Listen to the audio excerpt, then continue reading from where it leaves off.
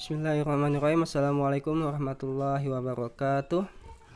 Oke, ini pertemuan kita yang kedua, di mana pertemuan pertama kita sebelumnya adalah cara mengumpul tugas lewat upload foto atau upload foto. Jadi catatan itu dipoto lalu dikirim ke Bapak.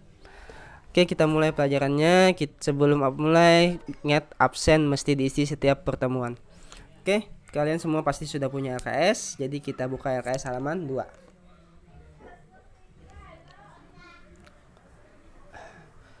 Oke, halaman 2 di sini ada pengertian kerajinan bahan keras. Kerajinan bahan keras yaitu kerajinan yang memiliki bahan dasar yang sifatnya keras. Jadi bahan keras berarti bahannya sifatnya keras, susah dibentuk. Tapi karena susah dibentuk itulah menjadinya kuat dan awet. Selanjutnya yang kedua, bahan keras itu ada yang alami dan ada yang buatan, nanti dijelaskan di halaman 3. Selanjutnya keunikan bahan kerajinan. Keunikan bahan kerajinan sudah Bapak baca di sini, tidak ada hal yang tidak dimengerti, semuanya mudah dimengerti. Jadi bahan kerajinan di sini ada bahan keras lunak alami, bahan lunak buatan, bahan keras alami, bahan keras buatan. Masih belum spesifik lagi, dijelaskan ke bahan keras. Selanjutnya nilai produk kerajinan. Jadi nilainya itu harus memenuhi unsur estetika dan unsur ergonomis, unsur keindahan dan unsur kenyamanan. Itu kan tujuan kerajinan, supaya indah dilihat dan nyaman digunakan. Selanjutnya fungsi benda hias. Di catatan dulu itu ada Bapak jelaskan fungsi kerajinan ada 5 kalau tidak salah. Yang pertama adalah fungsinya sebagai penghias atau hiasan saja. Jadi ada kerajinan yang digunakan sebagai hiasan aja kayak lukisan dan lain-lain. Atau fungsi benda dipakai, artinya selain sebagai hiasan juga sebagai memiliki kegunaan. Kayak misalkan kursi bisa digunakan sebagai duduk, meja sebagai tempat makan, atau gelas sebagai tempat minum. Nah, itu sebagai memiliki kegunaan. Yang ketiga itu kebutuhan ritual, artinya memiliki fungsi untuk benda atau alat untuk beribadah. Misalkan sejadah, peci, tasbih dan lain-lain. Selanjutnya adalah kebutuhan simbolik, artinya melambangkan sesuatu. Misalkan batik melambangkan khas Jogja. Misalkan patung, atau misalkan patung Dayak itu melambangkan suku Dayak.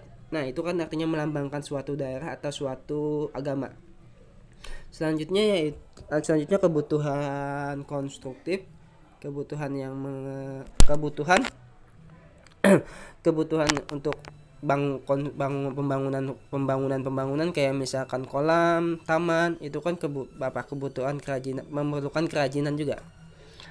Oke, kita lanjutkan ke yang ketiga, aspek rancangan dalam produk kerajinan. Aspeknya di sini sebelum merancang atau sebelum membuat kerajinan, kita perlu memperhatikan hal-hal yang perlu diperhatikan dalam merancang. Jadi hal-hal yang perlu diperhatikan dalam merancang kerajinan. Sebelum kita membuat kerajinan kan kita merancang dulu. Nah, hal-hal yang perlu diperhatikan adalah yang pertama, estetika atau keindahan. Jadi dalam membuat kerajinan itu kita perlu memikirkan keindahannya. Kenapa? Karena semakin indah suatu kerajinan, maka semakin tinggi daya nilainya. Tuh, estetika, keindahan, itu perlu diperhatikan. Masa kita menjual barang yang jelek kelihatannya? Karena yang dilihat itu pertama adalah penampilan. Yang kedua adalah faktor ergonomis atau kenyamanan si pemakai. Jadi selain indah, tapi kalau tidak nyaman dipakai, tidak enak juga kan dibeli. Nah, jadi yang diperhatikan adalah kenyamanannya, kemudahan dia memakainya. Itu yang perlu diperhatikan. Oke, lanjut ke halaman 3. Nomor 3, faktor ekonomis atau nilai jual. Ekonomis. Jadi kalau kita misalkan membuat kerajinan tapi harganya mahal, untuk apa?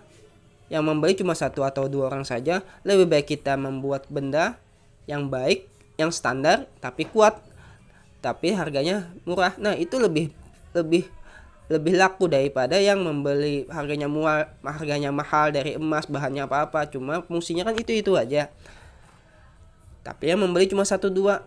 Nah, itu tidak bagus juga. Jadi lebih bagus kita membeli barang yang baik, kuat, tapi nilai jualnya standar. Itu lebih diperhatikan. Itu lebih laku dijualnya. Itu faktor yang penting juga, faktor nilai jual, harga jualnya. Selanjutnya adalah faktor teknis. Teknis itu cenderung ke prosesnya, misalkan metode yang digunakan. Apakah metodenya menggunakan tangan, menggunakan keterampilan tangan kan ada macam-macam, ada difilin, dicetak dan lain-lain, atau juga menggunakan mesin. Apakah mesinnya sanggup untuk produksi banyak, apakah tidak, atau keterampilan tangan. Kalau keterampilan tangan kan susah kalau memproduksi sekali banyak. Nah, itu perlu juga diperhatikan masalah teknis. Atau kemahiran sumber daya manusianya atau pekerjanya, apakah sudah terampil atau ahli. Itu juga perlu diperhatikan. Jangan nanti kalau kita membuat kerajinan sumber daya manusianya atau tidak terampil, manusianya tidak terampil, tidak tahu teknik yang digunakan, salah teknik yang digunakan, atau mesinnya tidak cukup kuat untuk membuat produksi banyak, itu juga diperhatikan. Selanjutnya yang kelima, kondisi lingkungan. Menyangkut masalah nilai budaya, misalkan di daerah Banjarmasin itu kan identik dengan sasirangan. Oh, berarti kita bisa membuat kerajinan sasirangan. Itu kita lebih pengaruhnya ke budaya, ke setempat. Kayak di Aceh, kayak di Jogja, batik dan lain-lain. Kondisi lingkungan, misalkan kondisi cuaca. Misalkan kita tidak bisa menjual jaket tebal di Banjarmasin, karena apa? Karena cuacanya yang panas. Beda dengan di Eropa, di negara luar negeri yang cuacanya dingin, bisa kan jual jaket tebal. Nah, ini juga perlu diperhatikan. Selanjutnya faktor sains dan teknologi. Faktornya yaitu masalah temuan inovasi atau modifikasi. Kalau kita membeli kompor gas pasti mesti ada kelebihannya daripada versi sebelumnya. Misalkan lebih hemat gas, atau apinya lebih kecil tapi cepat panas. Nah, itu faktor temuan inovasinya itu yang penting. Atau kita mau beli HP, kameranya lebih tinggi, kameranya lebih tinggi resolusinya. Nah itulah jadi faktor sains atau teknologi atau inovasi atau upgrade terbaru. Selanjutnya bagian B, jenis karakteristik bahan keras. Jadi bahan keras itu ada yang alami, ada yang buatan. Alami, pengertiannya adalah berasal dari alam, mengalami pengolahan, tapi tidak mengalami perubahan wujud. Misalkan kayu itu kan bahannya dari pohon, tapi kan masa dari pohonnya langsung dijual, bukan kan? Berarti dia dipotong dulu menjadi balok-balok, nah baru dijual. Nah, tapi kan tidak mengubah wujudnya, bahwa itu tetap namanya kayu yang berasal dari pohon, bukan besi atau logam, tapi masih tetap kayu tanpa mengalami perubahan wujud, masih keras, tidak lunak. Itu maksudnya. Selanjutnya yang kedua adalah bahan buatan. Kerajinan yang mengalami pengolahan tapi menjadi lebih kuat. Nanti dijelaskan. Misalkan contohnya adalah misalkan logam emas. Nah, emas itu kan asalnya batu yang kecil. Lalu kan supaya dibentuk menjadi kuat. Atau misalkan aluminium, tembaga, asalnya kan batu-batu kecil, lalu dibuat menjadi sebuah genteng. Nah, itu namanya bahan baku buatan. Kita mulai nomor 1. Contohnya adalah ada berapa ini? Bahan keras alam. Ada kayu, next bambu, next bambu, rotan, dan batu. Berarti ada 4 lah. Sebenarnya kalau di kelas 7 dulu logam ini masuk alam. Tapi karena karena ada genteng, Jadi kan timbul masuk perbuatan. Ya betul. Jadi alam cuma ada 4 lah. Ulangi. Kayu, bambu, rotan, dan batu. Kita bahas satu-satu. Kayu. Bapak cuma tahu kayu jati, kayu ulin. Nah itu aja yang Bapak tahu. Ternyata jenis kayu ada banyak lah. Kalian bisa baca sendiri masing-masing. Ini ada kayu kemper, kayu bengkirai, kayu jati. Nah kayu jati itu kan artinya kayu yang paling mahal itu, yang kuat, tahan lama. Adanya di Kalimantan banyak. Selanjutnya kayu kelapa. Bahannya dari pohon kelapa atau kayu glu-glu. Selanjutnya bambu. Bambu itu kan sekalian sudah tahu kan lah, bambu lah. Nih gambarnya bambu. Bambu tamiang, bambu arundinai, japonica, bambu tali. Bambu tali itu artinya bambu yang bisa digunakan sebagai tali. Dan bambu gombong. Kalian bisa baca sendiri. Ada di kuis nanti dijelaskan. Sebutkan jenis-jenis bambu. Cukup ditulis judulnya aja. Bambu tamiang, arundinaria, japonia, bambu tali, dan bambu, ya itu aja. Selanjutnya rotan. Rotan itu kalian sudah pasti tahu. Bentuknya sebesar ibu jari. Panjang sampai 100 meter bisa lebih. Bisa digunakan sebagai kursi, dijadikan kursi bisa, dan lain-lain. Oke, lanjut ke batu. Batu ada batu yang bisa digunakan sebagai kerajinan, contohnya batu hutan yang besar itu dijadikan patung, dipahat. Batu alam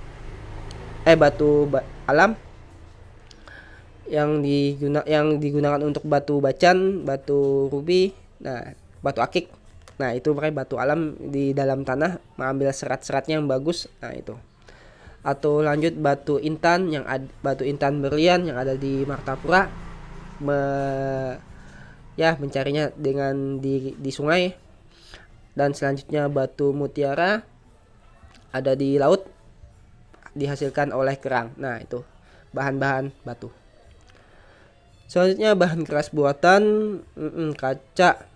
Ada tadi sudah dijelaskan lah, kerajinan bahan keras, dari bahan keras yang melalui pengolahan tapi mengubah menjadi lebih kuat.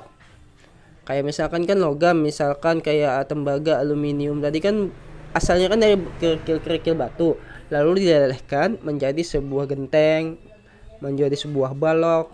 Nah itu artinya logam. Selanjutnya kaca. Kaca ini berasal dari pasir, potasium, kapur, dan lain-lain. Lalu dijemur menjadi sebuah kaca yang transparan. Lanjut. Salah. Fiberglass. Apa ini fiberglass? Oh salah, maaf. Pantas salah. Kaca 5 halaman 6. Halaman 6-nya mana? Oh ini. Oh iya, 6. Fiberglass ini salah. Jadi 2 aja lah. Fiberglass ini bukan masuk bahan keras, tapi ini bahan lunak. Jadi tidak masuk lah, Bapak coret. Jadi misalkan sebutkan bahan keras buatan, cukup 2 saja. Coba Bang lihat halaman 7. Kaca, logam. Nah cukup 2 aja kan, kaca, logam. Karena fiberglass ini termasuk bahan lunak, bukan bahan keras. Nah ini kenapa masuk sini. Ya sudah, itu aja. Selanjutnya kita ke kuis. Buka kuis di Google Form. Nah kayak seperti kelas tahun semalam di kelas 8, soalnya ditulis, jawabannya di bawahnya. Iyalah.